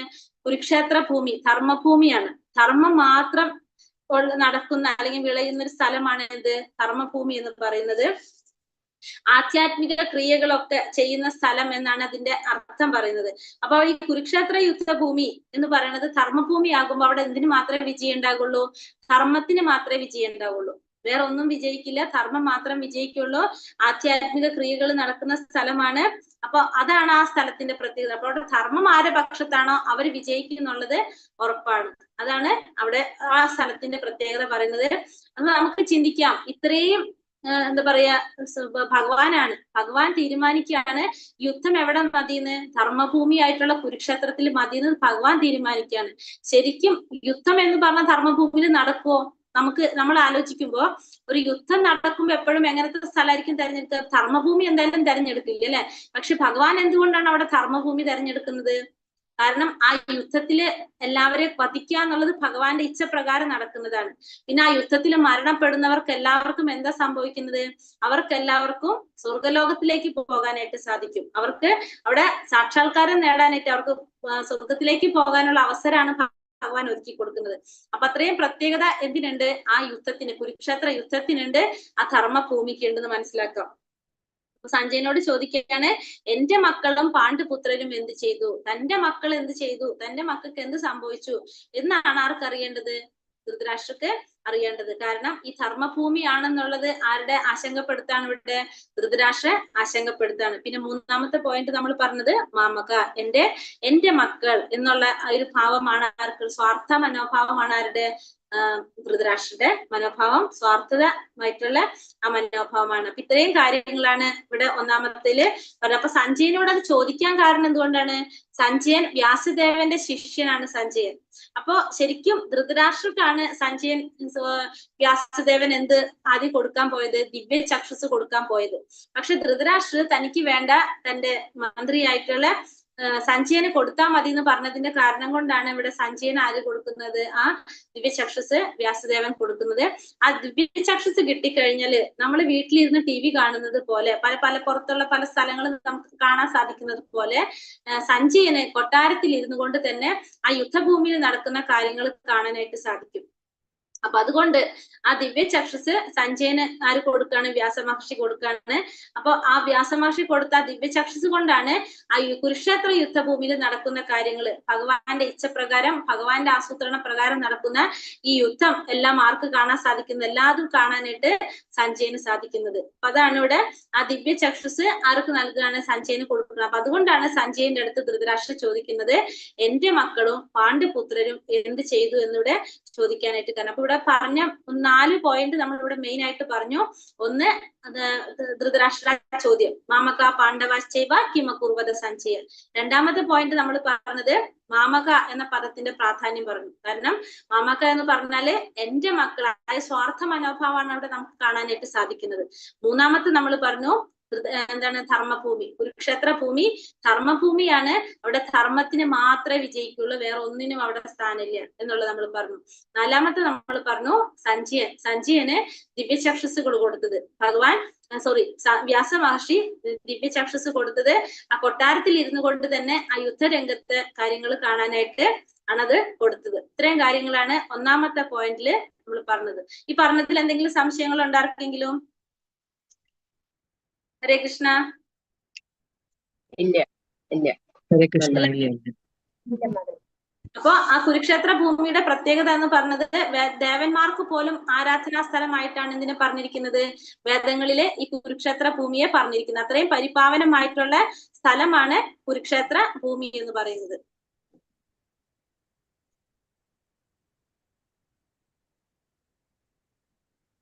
ഇനി അടുത്ത ശ്ലോകത്തിൽ, രണ്ടാമത്തെ ശ്ലോകത്തിൽ എന്താ പറയുന്നത്? സഞ്ജയ ഉവാച ദൃഷ്ടാ തു പാണ്ഡവാനീകം വ്യൂഢം ദുര്യോധനസ്തഥാ ആചാര്യമുപസംഗമ്യ രാജവചനമബ്രവീത്. കൂടെ സഞ്ജയൻ പറഞ്ഞു, അല്ലയോ രാജാവേ, പാണ്ഡുപുത്രന്മാർ സജ്ജമാക്കിയിട്ടുള്ള സൈന്യത്തെ കണ്ട് ദുര്യോധന മഹാരാജാവ് ആചാര്യന്റെ മുമ്പിൽ ചെന്ന് ഇങ്ങനെ പറഞ്ഞു. അപ്പോ രണ്ടാമത്തതില് ശ്ലോകത്തിൽ പറയാണ് ദുര്യോധനൻ ദ്രോണാചാര്യ. അപ്പൊ ഇവിടെ സഞ്ജയൻ ചോദിക്കായിരുന്നില്ല, അപ്പൊ ദുര്യോധനൻ എന്താണ് പറഞ്ഞത് എന്നുള്ളത് സഞ്ജയൻ പറയാണ്. പാണ്ഡവ സൈന്യത്തെ കണ്ട ശേഷം ദ്രോണാചാര്യരുടെ അരികിൽ ചെന്നിട്ട് ദുര്യോധനൻ പറഞ്ഞു, ഇങ്ങനെ പറഞ്ഞു എന്നാണ് പറയുന്നത്. അപ്പൊ ഇവിടെ ദുര്യോധനൻ എന്താ പറഞ്ഞിരിക്കുന്നത്? അല്ലയോ രാജാവേ, പാണ്ഡുപുത്രന്മാർ സജ്ജമാക്കിയ സൈന്യത്തെ കണ്ട് ദുര്യോധന മഹാരാജാവ് എന്നാണ് ഇവിടെ സംബോധന ചെയ്തിരിക്കുന്നത്. അപ്പൊ എന്തിനാണ് പറയുന്നത്? ഒന്നാമത്തെ ചോദ്യത്തില് സഞ്ജയന് മനസ്സിലാക്കാൻ സാധിച്ചത് ധൃതരാഷ്ട്ര കൺഫ്യൂഷൻ ആയിട്ട്, ടെൻഷൻ ആയിട്ടാണ് അങ്ങനെ ചോദിക്കുന്നത്. കാരണം ധർമ്മഭൂമിയാണെന്ന് ആർക്കറിയാം?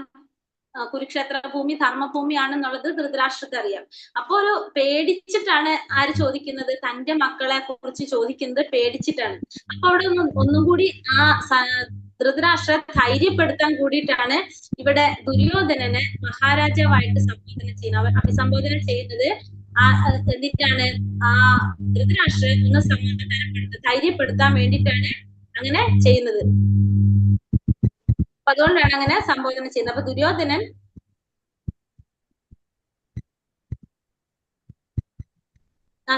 അപ്പൊ എന്താണ് പറഞ്ഞത്? ആചാര്യന്റെ അടുത്ത് പോയിട്ട് പറഞ്ഞു. കാരണം അദ്ദേഹത്തിന് എന്തറിയാം? തന്റെ മക്കളെ കുറിച്ച് നന്നായിട്ട് ആർക്കറിയാം? ധൃതരാഷ്ട്രക്ക് അറിയാം. അപ്പോ ആ ധർമ്മഭൂമിയിൽ തന്റെ മക്കൾക്ക് വിജയം കൈവരിക്കില്ല എന്നുള്ളൊരു ധാരണ ഉള്ളത് കൊണ്ടാണ് പേടിച്ചിട്ട് അദ്ദേഹം ധൈര്യം ഇല്ലാതെയാണ് ഇത് ചോദിക്കുന്നത്. അപ്പൊ അതുകൊണ്ട് അദ്ദേഹത്തിനെ ഒന്ന് ധൈര്യപ്പെടുത്താൻ വേണ്ടിയിട്ടാണ് മഹാരാജാവ് ദുര്യോധനൻ എന്ന് ഇവിടെ സഞ്ജയൻ പറയുന്നത്. കുരുക്ഷേത്ര മൂന്നാമത്തെ ശ്ലോകത്തിൽ പറയുന്നത് പശ്ചേത്യാം പാണ്ഡുപുത്രാണാം ആചാര്യ മഹതീം ചമോ വ്യൂഢാം ദ്രുപദപുത്രേണ തവ ശിഷ്യേണ ധീമതാം. മൂന്നാമത്തെ ശ്ലോകത്തിൽ നമ്മൾ എന്താ പറയുന്നത്? ഇവിടെ അല്ലയോ ആചാര്യ, അങ്ങയുടെ ശിഷ്യനും ബുദ്ധിശാലിയുമായ ദ്രുപദപുത്രൻ ഒരുക്കി നിർത്തിയിട്ടുള്ള ഈ മഹത്തായ പാണ്ഡവ സൈന്യത്തെ ഒന്ന് നോക്കൂ. അപ്പോൾ പറയുന്നത് ആ അങ്ങയുടെ ശിഷ്യൻ ബുദ്ധിശാലിയായിട്ടുള്ള ദ്രുപദപുത്രൻ ഒരുക്കി നിർത്തിയിട്ടുള്ള ആ മഹത്തായ പാണ്ഡവ സൈന്യത്തെ ഒന്ന് നോക്കാനാണ് ഇവിടെ ആര് പറയുന്നത്? ദുര്യോധനൻ ദ്രോണാചാര്യ അടുത്ത് പറയുന്നത്. അപ്പൊ ഇവിടെ മൂന്നാമത്തെ ശ്ലോകത്തില് അപ്പൊ ദുര്യോധനൻ ദ്രോണാചാര്യരെ സമീപിക്കുകയാണ്. അതില് ആ രാഷ്ട്രീയ തന്ത്രമാണ് അവിടെ ആര് പ്രയോഗിക്കുന്നത്? ദുര്യോധനൻ പ്രയോഗിക്കുന്നത്. അപ്പൊ തന്നെ ആ പാണ്ഡവ സൈന്യത്തിന്റെ ശക്തി മനസ്സിലാക്കിയിട്ട് ആ ദ്രോണാചാര്യ അടുത്ത് രാഷ്ട്രീയ തന്ത്രം പ്രയോഗിക്കുകയാണ് ഇവിടെ ദുര്യോധനൻ. എന്താണ് ഇവിടെ പറഞ്ഞ? വിദഗ്ധ നയതന്ത്രജ്ഞനായിട്ടാണ് ഇവിടെ ആര് പ്രവർത്തിക്കുന്നത്? ദുര്യോധനൻ പ്രവർത്തിക്കുന്നത്. കാരണം ഇവിടെ പാണ്ഡവ സൈന്യത്തിനെ നയിക്കുന്നത് ആരാണ്? ദൃഷ്ടദ്യുമ്നനാണ് പാണ്ഡവ സൈന്യത്തെ നയിക്കുന്നത്. ആ ദൃഷ്ടദ്യുമ്നൻ എന്ന് പറയുന്നത് കാരണം ദ്രോണാചാര്യർക്ക് രാഷ്ട്രീയ വൈരാഗ്യം ഉണ്ടായിരുന്നു ദൃഷ്ടദ്യുമ്നന്റെ പിതാവായിട്ടുള്ള ദ്രുപദനായിട്ട് വൈരാഗ്യം ഉണ്ടായിരുന്നു. അപ്പൊ ആ വൈരാഗ്യം ഉണ്ടാകുമ്പോ ദൃഷ്ടദ്യുമ്നന്റെ പേര് പറഞ്ഞു കഴിഞ്ഞാല്, ദൃഷ്ടദ്യുമ്നൻ എന്ന് പറയുന്നത് ദ്രോണാചാര്യരുടെ ശിഷ്യനാണ്. അപ്പൊ ശിഷ്യന്റെ പേര് പറയുമ്പോൾ ദ്രോണാചാര്യർക്ക് ഒരു മമത ആരോടുണ്ടാവും? ആ ദൃഷ്ടദ്യുമ്നനോടുണ്ടാവും. നേരെ മറിച്ച് ദ്രുപദൻ എന്ന് പറഞ്ഞ ശത്രുവാണ്. അപ്പൊ ദ്രുപദന്റെ പേര് പറയുമ്പോൾ ഒന്നുകൂടി ദേഷ്യം കൂടുകയും ചെയ്യും. അത് ആർക്ക് മനസ്സിലാക്കാൻ അറിയാം? ദുര്യോധനൻ അറിയാം. അതുകൊണ്ടാണ് തന്ത്രപരമായിട്ട് ഇവിടെ ശ്ലോകത്തിൽ തന്നെ പറയുന്നുണ്ട്. എന്താണ് ശ്ലോകത്തിൽ പറയുന്നത്? പാശ്ചേത്യം പാണ്ഡുപുത്രാണാം ആചാര്യ മഹതീചം വ്യൂഢ ദ്രുപദപുത്രേണ എന്നാണ് പറയുന്നത്. ദ്രുപദപുത്രൻ ഒരു പേരുണ്ട് ദൃഷ്ടദ്യുമ്നൻ. ആ പേരല്ല പറയുന്നത്, ദ്രുപദന്റെ പുത്രൻ എന്നാണ് പറയുന്നത്. ആ ദ്രുപദപുത്രൻ എന്ന് പറയുന്നത് എന്തിനു വേണ്ടിയിട്ടാണ് പറയുന്നത്? നമ്മൾ പറയില്ലേ എരുതിയിൽ എണ്ണ ഒഴിച്ചെടുക്കാന്ന്, അതിനു വേണ്ടിയിട്ടാണ് ഇവിടെ എന്ത് പറയുന്നത്? ദ്രുപദപുത്രൻ എന്ന് പറയുന്നത്. അപ്പൊ ആ വൈരാഗ്യം ഒന്ന് കൂട്ടിക്കൊടുക്കുക, അതിനു വേണ്ടിയിട്ടാണ് ചെയ്യുന്നത്. കാരണം അവര് തമ്മിലുള്ള ശത്രുത ഉണ്ടായിരുന്നു. ആ ശത്രുതയുടെ ഭാഗമായിട്ട് ഇവര് വളരെ എന്താ പറയാ ദ്രുപദന ആ ശത്രുതയെ ദ്രോണാചാര്യർ തമ്മിലുണ്ടായിരുന്നു. പക്ഷെ എന്നിരുന്നാലും ദ്രുപദന്റെ മകൻ ദൃഷ്ടദ്യുമ്നന് ഈ ആയുധമുറകളെല്ലാം പഠിപ്പിക്കാൻ വേണ്ടിയിട്ട് ദ്രോണാചാര്യർ അടുത്ത് തന്നെയാണ് ആര് പറഞ്ഞയക്കുന്നത്? ദ്രുപദൻ പറഞ്ഞയക്കുന്നത്. അപ്പോ ഈ ദ്രോണാചാര്യരാണെങ്കിലോ ബ്രാഹ്മണനാണ്. അപ്പൊ ഒരു തരത്തിലും അവരോട് ഒരു വിദ്വേഷം കാണിക്കാതെ എല്ലാ തരത്തിലുള്ള എല്ലാ ആയുധമുറകളെല്ലാം ദൃഷ്ടദ്യുമ്നനെ പഠിപ്പിച്ചു കൊടുത്തു. ആ ദൃഷ്ടദ്യുമ്നനാണ് ഇന്ന് പാണ്ഡവ സൈന്യത്തെ നയിക്കുന്നത്. അപ്പൊ ഇത് ആർക്ക് ദേഷ്യാണ്? ദുര്യോധനന് ദേഷ്യാണ്. അപ്പൊ അതുകൊണ്ടാണ് ദുര്യോധനൻ എന്ത് പറയുന്നത്? ദ്രോണാചാര്യ അടുത്ത് പറയുന്നത് ദൃഷ്ടദ്യുമ്നന് പേര് പറയുന്നത് ദ്രുപദപുത്രൻ ഒരുക്കിയിട്ടുള്ള ആ സൈന്യത്തെ നോക്കാനായിട്ട് പറയുന്നത്. അതുകൊണ്ടാണ് പറയുന്നത്. കാരണം ആ ആചാര്യന്റെ തെറ്റ് ചൂണ്ടിക്കാണിക്കുക. ആചാര്യൻ ചെയ്തത് ദുര്യോധനന്റെ കാഴ്ചപ്പാടിൽ എന്താണ്? തെറ്റാണത്. കാരണം ചെയ്യാൻ പാടില്ലാത്തതാണ്, ശത്രുവിന്റെ മകനാണ്. എന്നിട്ടും ആചാര്യൻ എന്ത് ചെയ്തു? അദ്ദേഹത്തിന് പറഞ്ഞു പഠിപ്പിച്ചു കൊടുത്തു, ദൃഷ്ടദ്യുമ്നനെ. ആ ദൃഷ്ടദ്യുമ്നൻ നിന്ന് പാണ്ഡവരുടെ സൈന്യം നയിക്കുകയാണ് ചെയ്യുന്നത്. അപ്പൊ അതുകൊണ്ട് ആരോടും നമ്മൾ എന്ത് ചെയ്യാൻ പാടില്ല? ദാക്ഷിണ്യം കാണിക്കാൻ പാടില്ല എന്നുള്ള രീതിയിലുള്ള ഒരു മുന്നറിയിപ്പാണ് ഇവിടെ ആര് കൊടുക്കുന്നത്? ദുര്യോധനൻ ദ്രോണാചാര്യർക്ക് കൊടുക്കുന്നത്. അപ്പൊ ഈ ശ്ലോകത്തില് മെയിൻ ആയിട്ട് നമ്മൾ കണ്ടത് ദുര്യോധനൻ ദ്രോണാചാര്യരുടെ അടുത്തേക്ക് പോയിട്ട് ഈ ദൃഷ്ടദ്യുമ്നനെ കുറിച്ചുള്ള കാര്യങ്ങളാണ് ഇവിടെ പറയുന്നത്. അപ്പൊ ദൃഷ്ടദ്യുമ്നൻ പാണ്ഡവ സൈന്യത്തെ നയിക്കുകയാണ്. അപ്പൊ പണ്ട് ചെയ്തതിന്റെ ഫലമായിട്ടാണ് ഇപ്പൊ ദൃഷ്ടദ്യുമ്നൻ അവരുടെ സൈന്യം നയിക്കേണ്ടി വന്നത്. അപ്പൊ ഇനി ഇതേപോലത്തെ തെറ്റുകൾ ആര് ചെയ്യാൻ പാടില്ല? ഗുരു ചെയ്യാൻ പാടില്ല. അപ്പൊ അതിനു വേണ്ടിയിട്ടാണ് ഇപ്പൊ ഈ ഒരു സബ്ജക്റ്റ് ഇവിടെ ആര് പറയുന്നത്? ദുര്യോധനൻ പറയുന്നത്. അത് ഒരു രാഷ്ട്രീയമായിട്ടുള്ള ഒരു തന്ത്രമാണ്. ആരുടെ? ദുര്യോധനന്റെ തന്ത്രമാണ് അത് സത്യത്തില്. കാരണം ഇനിയും ഇതേപോലത്തെ സംഭവങ്ങൾ ഉണ്ടായി കഴിഞ്ഞാൽ ഇതേപോലത്തെ ഒരു നിലപാടിലേക്ക് ആര് വരാൻ പാടില്ല? ഗുരു വരാൻ പാടില്ല. അതിനു വേണ്ടിയിട്ടാണ് ഇങ്ങനെ പറയുന്നത്. അപ്പൊ പാണ്ഡവരുടെ സൈന്യത്തെ കുറിച്ച്, സൈന്യം നയിക്കുന്നത് ദൃഷ്ടദ്യുമ്നനാണ്.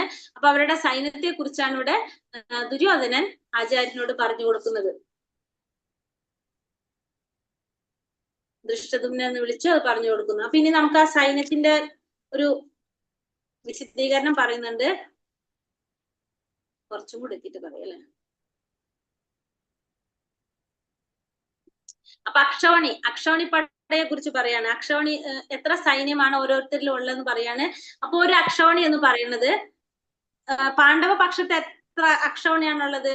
7 അക്ഷൗണിപ്പട പാണ്ഡവ പക്ഷത്തും 11 അക്ഷൗണിപ്പട കൗരവ പക്ഷത്തുമാണുള്ളത്. അപ്പൊ ഒരു അക്ഷൗണി എന്ന് പറയുന്നത് 21,870 രഥങ്ങള്, അത്ര തന്നെ, അതായത് 21,870 ആനകള്, 65,610 കുതിരകള്, 1,09,350 കാലാൾപ്പട. ഇതടങ്ങുന്നതാണ് ഒരു അക്ഷൗണി. അങ്ങനത്തെ 7 അക്ഷൗണിപ്പട പാണ്ഡവ പക്ഷത്തും 11 അക്ഷൗണിപ്പട കൗരവ പക്ഷത്തും ഉണ്ട്. പാണ്ഡവരുടെ സേനാധിപൻ എന്ന് പറയുന്നത് ദൃഷ്ടദ്യുമ്നനാണ്. കൗരവരുടെ ഭീഷ്മരായി, ദ്രോണരായി, കർണനായി, ശല്യനായി, ദുര്യോധനായി, അതിങ്ങനെ ഓരോരുത്തരും മരിക്കുന്നതിനനുസരിച്ച് അടുത്ത ആൾ ഇങ്ങനെ വന്നുകൊണ്ടേയിരിക്കും. പിന്നെ മഹാരഥന്മാർ എന്ന് പറയുന്നത്, അർജുനൻ മഹാരഥനാണ്. അതായത് 60,000 യോദ്ധാക്കളെ ഒറ്റയ്ക്ക് നേരിടാൻ സാധിക്കുന്നവരെയാണ് നമ്മൾ എന്ത് പറയുന്നത്? മഹാരഥന്മാരെന്ന് പറയുന്നത്. അർജുനൻ ആരാണ്? ഒരു മഹാരഥനാണ് പാണ്ഡവ പക്ഷത്ത്. കൗരവ പക്ഷത്ത് നോക്കിയ ഭീഷ്മനുണ്ട്, ദ്രോണാചാര്യരുണ്ട്, കർണൻ, അശ്വത്ഥമാ, ഇവരൊക്കെ ആരാണ്? മഹാരഥന്മാരാണ്. അധീരഥന്മാരെന്ന് പറഞ്ഞാല് 10,000 യോദ്ധാക്കളുമായിട്ട് നേരിടാൻ സാധിക്കുന്നവരാണ് അധീരഥന്മാര്. യുധിഷ്ഠിരൻ, ഭീമൻ, ദൃഷ്ടദ്യുമ്നൻ, ഘടോൽകജൻ, സാത്വികി, യുയുത്സു, ഇവരൊക്കെ ആരാണ്? അധീരഥന്മാരാണ്. കൗരവ പക്ഷത്താണെങ്കിൽ ശല്യർ, സോമദത്തൻ, പുരിശ്രവസ്, ഭഗദത്ത, ജയദ്രഥൻ, കൃതവർമ്മ, ഇവരൊക്കെ ആരാണ്? അധിരഥന്മാരാണ്.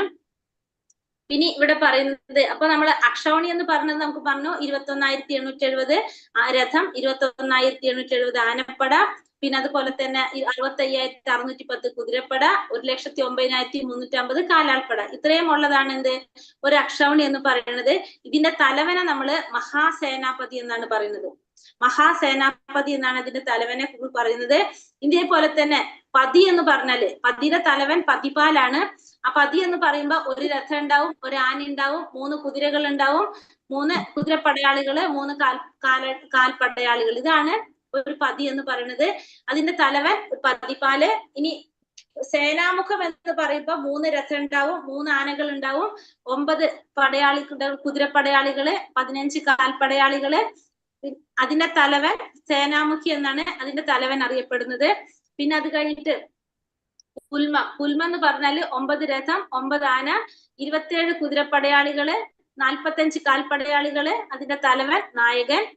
ഗണം എന്ന് പറഞ്ഞാൽ 27 രഥം, 27 ആനകള്, 81 കുതിരപ്പടയാളികള്, 135 കാൽപ്പടയാളികള്, അതിന്റെ തലവൻ ഗണനായകനാണ് അതിന്റെ തലവൻ. വാഹിനി എന്ന് പറഞ്ഞാല് 81 രഥങ്ങള്, 81 ആനകള്, 243 കുതിരപ്പടയാളികള്, 405 കാൽപ്പടയാളികള്. അതിന്റെ തലവന്റെ പേര് വാഹിനിപതി എന്നാണ് അറിയപ്പെടുന്നത്. ബിരുദനായി എന്ന് പറഞ്ഞാല് 243 രഥം, 243 ആന. ഒരു സെക്കൻഡ്.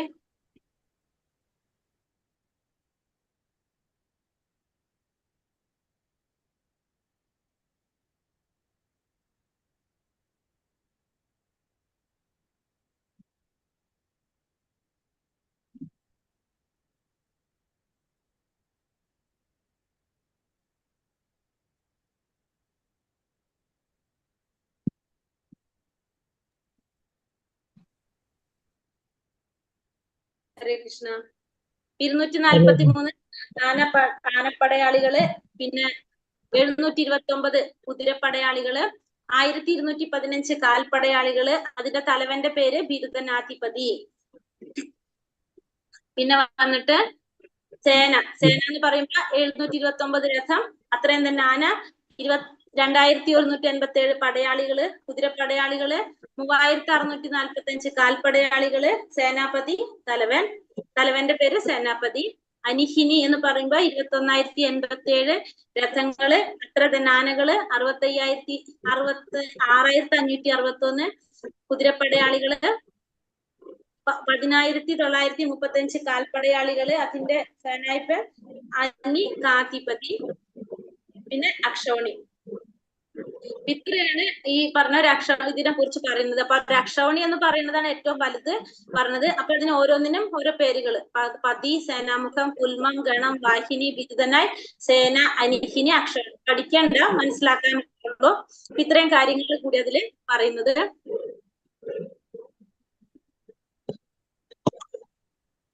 ഇനി 4ാമത്തെ ശ്ലോകം തൊട്ട് 11ാമത്തെ ശ്ലോകം വരെ ആ സൈന്യത്തിനെ കുറിച്ചാണ് ദുര്യോധനൻ പറയുന്നത്. ഇത് സൈന്യത്തെ കുറിച്ച് പറയുന്നതാണ്. 4ാമത്തെ ശ്ലോകം തൊട്ട് പറയുന്നത്: അത്ര ശൂരമഹേശ്വരസ്ത ഭീമാർജുന സമായുധി യുയുധാനോ വിരാടേശ്ച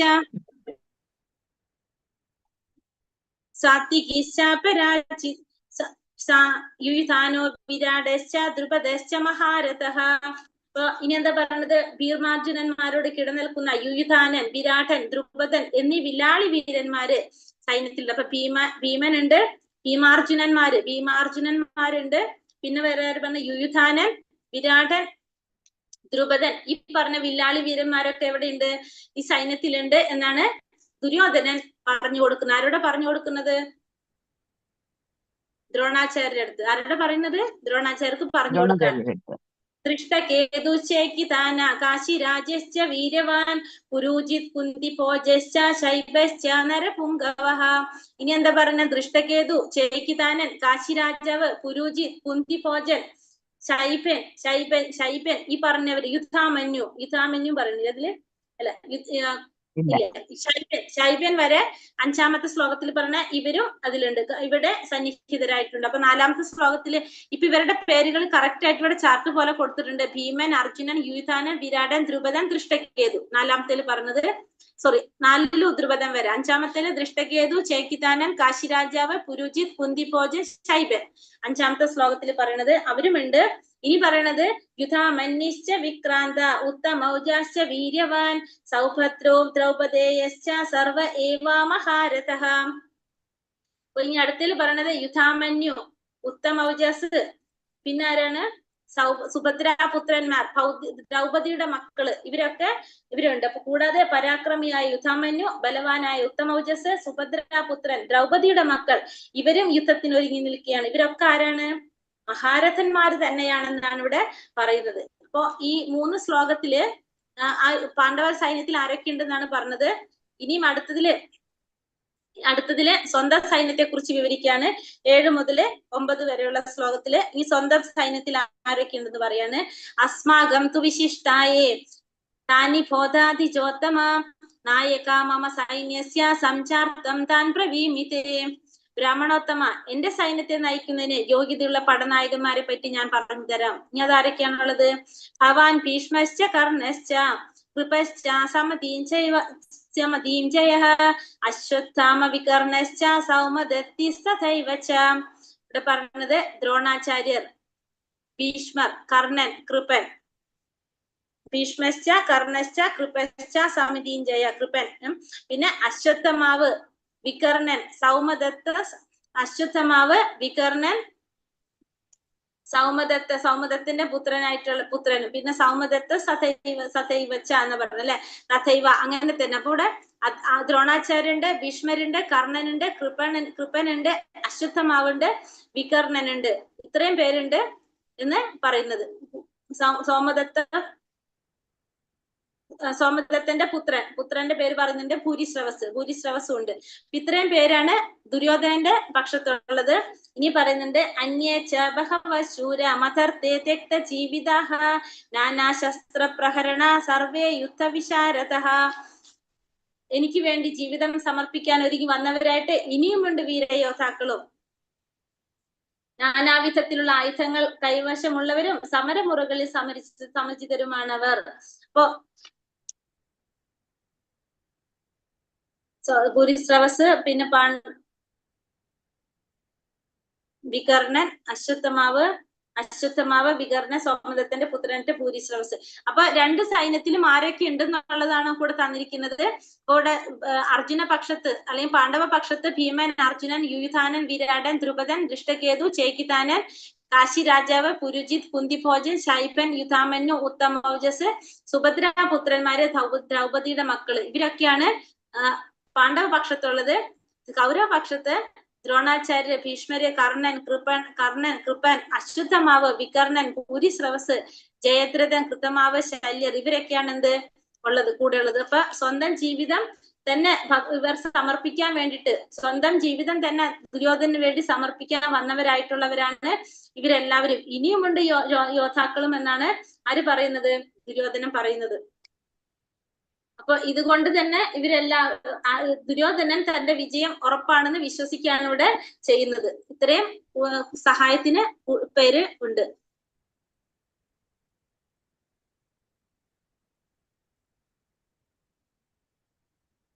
രണ്ട് സൈന്യത്തെ കുറിച്ച് പറഞ്ഞു. ഇനി അടുത്തത് രണ്ട് ശ്ലോകം ഇല്ല. അപര്യാപ്തം തദസ്മാകം ഫലം ഭീഷ്മാഭിരക്ഷിതം പര്യാപ്തം തിതമേതേഷാം ഫലം ഭീഷ്മാഭിരക്ഷിതം. ഇവിടെ പറയുന്നത് അളവറ്റതാണ് നമ്മുടെ സൈന്യഫലം. പിതാമഹനായ ഭീഷ്മരാൽ സുരക്ഷിതവുമാണത്. എന്നാൽ ഭീമൻ രക്ഷിച്ചു പോരുന്ന പാണ്ഡവ സൈന്യമാകട്ടെ വളരെ പരിമിതമായിട്ടുള്ളതാണ്. അപ്പോൾ ഇവിടെ ദുര്യോധനൻ പറയുന്നത് തന്റെ സൈന്യബലത്തെ കുറിച്ച് ഒന്നും കൂടി പറയാണ്. അപര്യാപ്തമാണ് നമ്മളെ സൈന്യം എന്ന് പറയുന്നത്, അപര്യാപ്തമായിട്ടുള്ളതാണ്, അളവറ്റതാണത്. കാരണം അത് ആരാണ് സംരക്ഷിക്കുന്നത്? ഭീഷ്മരാൽ സുരക്ഷിതമാണത്, ഭീഷ്മരാണ് അത് സംരക്ഷിക്കുന്നത്. പക്ഷെ ഭീമൻ രക്ഷിച്ചു പോന്ന പാണ്ഡവ സൈന്യാണെങ്കിലോ അത് വളരെ പരിമിതമായിട്ടുള്ളതാണ് പറഞ്ഞത്. അപ്പൊ ഭീമനെ എടുത്തു പറയാൻ കാരണം ദുര്യോധനൻ അറിയാം തൻ മരണം സംഭവിക്കുമ്പോ തന്റെ മരണം ഭീമന്റെ കൈകൊണ്ടാണെന്ന്, കൊല്ലപ്പെടുന്നത് ഭീമന്റെ കൈകൊണ്ടാണെന്ന് ആർക്കറിയാം? ദുര്യോധനൻ അറിയാം. അതുകൊണ്ട് ഭീമനോട് എന്നും ആർക്ക് അസൂയായിരുന്നു? ദുര്യോധനൻ അസൂയായിരുന്നു. അതുകൊണ്ടാണ് അവിടെ ഭീമന്റെ പേരെടുത്ത് പറയുന്നത്. അയനേഷു ച സർവേഷു യഥാ ഭാഗാമവസ്ഥിതഃ ഭീഷ്മമേവാഭിരക്ഷന്തു ഭവന്തഃ സർവ ഏവ ഹി. സൈന്യവ്യൂഹത്തിന്റെ മർമ്മസ്ഥാനങ്ങളിൽ ഉറച്ചു നിന്നുകൊണ്ട് നിങ്ങൾ ഓരോരുത്തരും ഭീഷ്മ പിതാമഹന് പരിപൂർണ പിന്തുണ നൽകണം. അപ്പൊ എന്നിട്ട് പറയാണ്, നിങ്ങൾ എന്ത് ചെയ്യണം? ഭീഷ്മ പിതാമഹന് പൂർണ്ണ പിന്തുണ നൽകണം. ഓരോരുത്തരും ഉറച്ചു നിന്നുകൊണ്ട് ഭീഷ്മ പിതാമഹന് പൂർണ്ണ പിന്തുണ നൽകണം. എന്തുകൊണ്ടാണ് അത് പറയുന്നത്? ദുര്യോധനന്റെ സ്വാഭാവികമായിട്ടുള്ള നയചാതുര്യമാണ് അവിടെ മനസ്സിലാക്കാൻ സാധിക്കുന്നത്. സന്ദർഭത്തിനനുസരിച്ച് മാറ്റാണ് ഇവിടെ ആര്? ദുര്യോധനൻ. കാരണം ഭീഷ്മ പിതാമഹൻ ഏറ്റവും ശ്രേഷ്ഠനായിട്ടുള്ള ഉത്കൃഷ്ടനായിട്ടുള്ള ഒരു സേനാധിപൻ തന്നെയാണെന്ന് ആർക്കറിയാം? ദുര്യോധനൻ അറിയാം. പക്ഷെ അദ്ദേഹം വൃദ്ധനാണ്. അപ്പൊ അദ്ദേഹം വൃദ്ധനായതുകൊണ്ട് തന്നെ ഇപ്പൊ ശരിയായ രീതിയിൽ ഇപ്പൊ ചെയ്യാൻ സാധിക്കണമെന്നില്ല. അപ്പൊ ഇവിടെ പറയുന്നത് ഭീഷ്മരെ പിന്തുണയ്ക്കാനായിട്ട് എല്ലാവരോടും അഭ്യർത്ഥിക്കുകയാണ് ചെയ്യുന്നത്. അപ്പൊ ഭീഷ്മരെ മാത്രം പുകഴ്ത്തി പറഞ്ഞാൽ അത് മറ്റുള്ളവർക്ക് ഫീൽ ചെയ്യാനും പാടില്ല. അതും കൂടി കണക്കിലെടുത്ത്, പിന്നെ ഭീഷ്മര് വൃദ്ധനാണ് താനും. അപ്പൊ ഇത് കണക്കിലെടുത്തിട്ട് അവരോട് പറയാണ്, നിങ്ങൾ എന്ത് ചെയ്യണം? ഭീഷ്മ പിതാമഹന് പൂർണ്ണ സംരക്ഷണം നൽകണം, അദ്ദേഹം വൃദ്ധനാണ്. അപ്പോ അങ്ങനത്തെ സഹായം ദ്രോണാചാര്യരുടെയും ഭീഷ്മാചാര്യരുടെയും പൂർണ്ണമായിട്ടുള്ള സഹായം തനിക്കുണ്ടാകുമെന്ന് ദുര്യോധനൻ ഉറപ്പിക്കുകയാണ് ഇവിടെ ചെയ്യുന്നത്. കാരണം അറിയാമായിരുന്നു, അതൊന്നും കൂടി ഉറപ്പിക്കുകയാണ്. കാരണം ചൂതുകളിൽ ഉണ്ടായപ്പോ, ചൂതുകളി സമയത്തൊക്കെ എന്താ സംഭവിച്ചത്? ഇവർക്ക് മനസ്സുകൊണ്ട് ഒരിക്കലും ഇവർക്ക് ആരെ അംഗീകരിക്കാൻ പറ്റില്ല, ദുര്യോധനനെ അംഗീകരിക്കാൻ പറ്റില്ല. പക്ഷെ അവര് ദുര്യോധനനെ സേവിക്കേണ്ട ഒരു അവസ്ഥ ആർക്ക് വരാണ്? ഇവർക്ക് വരാണ്. അപ്പൊ അതുകൊണ്ട് തന്നെ ദുര്യോധനൻ അറിയാം ഇങ്ങനത്തെ സാഹചര്യങ്ങൾ ഉണ്ടായാലും ഇവർ തന്റെ പക്ഷം തന്നെ നിൽക്കുമെന്ന്. ഇവരോട് കൂടി പറയാണ്, ഇങ്ങനെ പ്രായമുള്ളവരാണ് ഇവര്, പ്രായമുള്ളവരാണ്. അതുകൊണ്ട് തന്നെ എന്ത് ചെയ്യും? വൃദ്ധരായതുകൊണ്ട് തന്നെ അവർക്ക് സംരക്ഷണം കൊടുക്കണം. രണ്ടു തരത്തിലാണ് പറയണത്. ഒന്ന് അവിടെ അവർക്ക് സംരക്ഷണം കൊടുക്കാനും വേണ്ടിയിട്ട്, രണ്ടാമത്തത് എന്താണ്? ഭീഷ്മര് വൃദ്ധനാണ്. അപ്പോ ഇവരും കൂടി സംരക്ഷിച്ചു കഴിഞ്ഞതാണ് കുറച്ചും കൂടി അതിന് ഫലം കിട്ടാൻ വേണ്ടിയിട്ട്. രണ്ടാമത്തത് ഇവർക്ക് ഫീൽ ചെയ്യാതിരിക്കാൻ, അല്ലെങ്കിൽ ഭീഷ്മദേവനെ കുറിച്ച് പൊക്കി പറയുമ്പോൾ അവർക്ക് ഫീൽ ചെയ്യാനും പാടില്ല. കാരണം ഇവരുടെ ആവശ്യമാണ്, ഇപ്പൊ ഇവരുടെ ദുര്യോധനന് ആവശ്യമാണ്. അതുകൊണ്ടാണ് ദുര്യോധനൻ അങ്ങനെ സന്ദർഭത്തിനനുസരിച്ച് കാലുമാറുന്നതല്ലേ അത് ചെയ്യുന്നത്. തസ്യ സഞ്ജയനൻ ഹർഷം കുരു വൃന്ദാപിതാമഹഃ സിംഹനാദം വിനോദിച്ചേ ശംഖം ദത്മപ്രതാപവാൻ. അപ്പോൾ പരാക്രമിയും കുരുപിതാമഹനുമായ ഭീഷ്മർ ദുര്യോധന ആഹ്ലാദം ജനിപ്പിക്കുമാറ് സിംഹഗർജനം പോലുള്ള ശംഖുമുയർത്തിക്കൊണ്ട് ശബ്ദമുയർത്തിക്കൊണ്ട് ശംഖൂതി. അപ്പൊ ദുര്യോധനൻ ഇത് പറഞ്ഞപ്പോ ഭീഷ്മർ എന്ത് ചെയ്തു? ദുര്യോധനെ സന്തോഷിപ്പിക്കാൻ വേണ്ടിയിട്ട് ആ സിംഹഗർജനം പോലുള്ള ശബ്ദം ഉണ്ടാക്കിക്കൊണ്ട് തന്റെ ശംഖുടുത്തൂതി. അപ്പൊ ഭഗവാൻ അപ്പുറത്തെ പക്ഷത്താണ്, പാണ്ഡവ പക്ഷത്താണ്. കാരണം ധർമ്മമാണ് എപ്പോഴും വിജയിക്കുക. അതുകൊണ്ട് തന്നെ യുദ്ധത്തിൽ വിജയം ഉണ്ടാകില്ല എന്നുള്ളത് ആർക്കറിയാം? ഭീഷ്മദേവൻ അറിയാം, ഭീഷ്മ പിതാമഹൻ അറിയാം. പക്ഷെ അദ്ദേഹത്തിന്റെ കർത്തവ്യമാണ് ഇവിടെ ദുര്യോധനന്റെ കൂടെ സേവിക്കുക എന്നുള്ളത്. അപ്പൊ അദ്ദേഹം ആ ശംഖ് എടുത്തുകൊണ്ട് ദുര്യോധന സന്തോഷം ഉണ്ടാക്കാൻ വേണ്ടിയിട്ട് അദ്ദേഹം യുദ്ധം തുടങ്ങാൻ വേണ്ടിയിട്ട് ആ ശംഖ് എടുത്ത് ഊതാണ് ചെയ്യുന്നത്.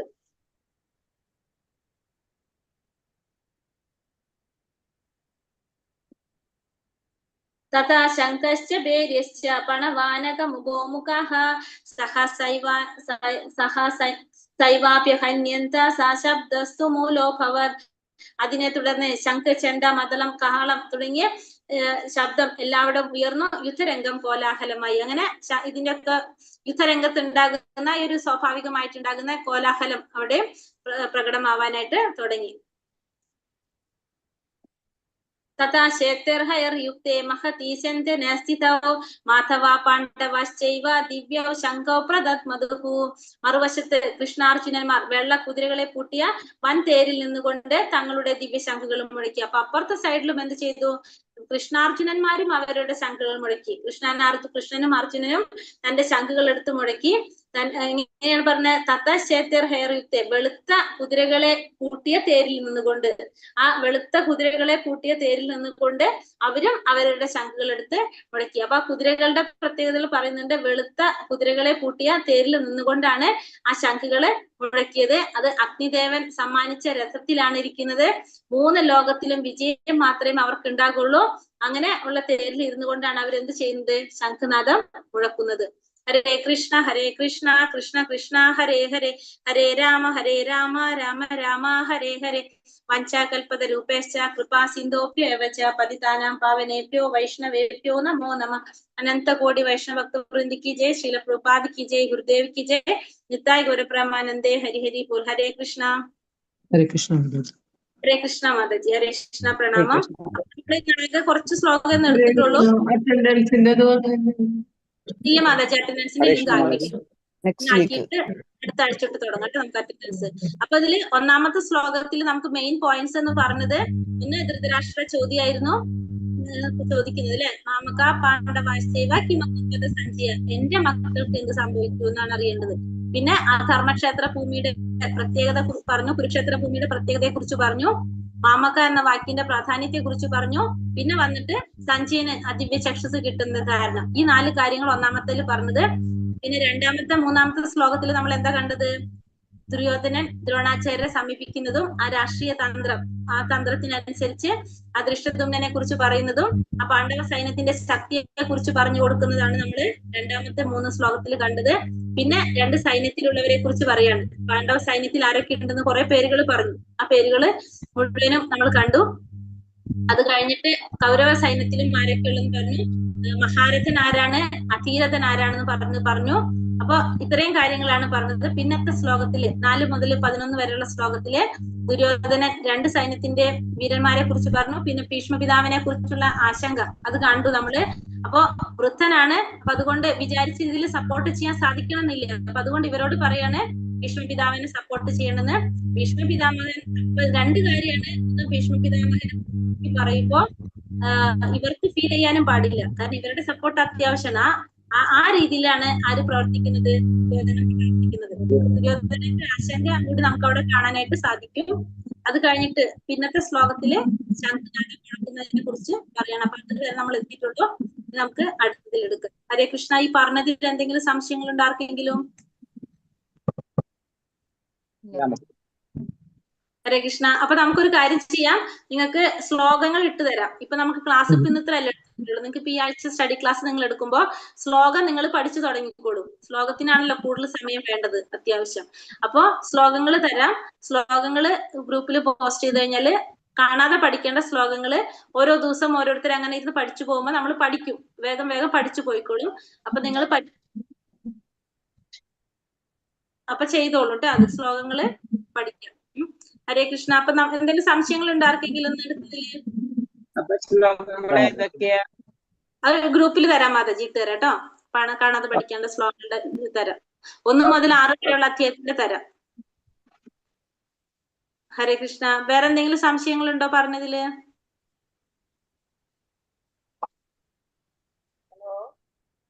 ഹരേ കൃഷ്ണ. ഇല്ലെങ്കിൽ നമുക്ക് ക്ലോസ് ചെയ്യാം ക്ലാസ്.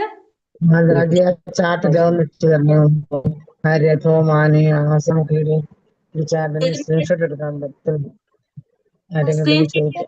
ഉണ്ടെങ്കിൽ പോസ്റ്റ് ചെയ്യാം. എനിക്ക് പോസ്റ്റ് ചെയ്തുതരാൻ പറ്റില്ല മാതാജി അത്, കാരണം നമുക്ക് ചെയ്യാനുള്ള പെർമിഷൻ ഇല്ല. അങ്ങനെ ഞാൻ സ്ക്രീൻഷോട്ട് എടുത്ത് വെച്ചിട്ടുണ്ടായി, ഇട്ട് കൊടുക്കാം മാതാജി. ഇട്ടാ മതി കേട്ടോ. സ്ക്രീൻഷോട്ട് ചെയ്യാൻ പാടില്ല. ഹരേ ശരി മാതാജി. ഹരേ കൃഷ്ണ. ഹരേ കൃഷ്ണ. അപ്പൊ നമുക്ക് ക്ലോസ് ചെയ്യാം.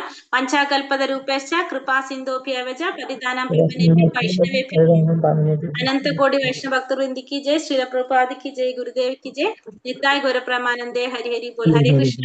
സുഖമായിട്ടിരിക്കുക, സന്തോഷമായിട്ടിരിക്കുക. ഹരേ കൃഷ്ണ. എല്ലാവർക്കും നല്ലൊരു ദിവസമായിരിക്കട്ടെ. ഹരേ കൃഷ്ണ. ഹരേ കൃഷ്ണ.